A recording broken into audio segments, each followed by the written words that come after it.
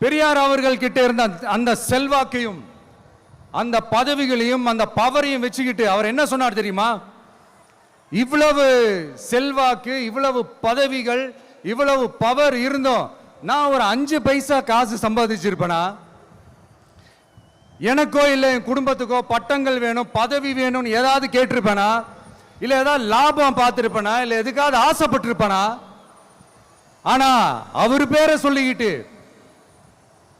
அவருடைய கொள்கையை ஃபாலோ பண்றதா சொல்லிக்கிட்டு இப்ப ஆட்சியில இருக்கிறவங்க என்னெல்லாம் செய்யறாங்கன்னு.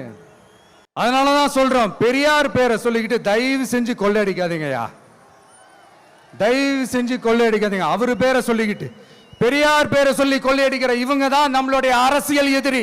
மக்களை நீங்க சொல்லுங்க, நம்மளுடைய அரசியல் எதிரி யாரு? நம்மளுடைய கொள்கை எதிரி யாரு?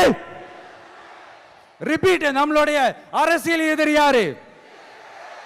நம்மளுடைய கொள்கை எதிரி யாரு? உங்களுக்கு புரியுது இல்ல? எனக்கு அது போதும்யா, எனக்கு வேற எதுவுமே தேவையில்லை.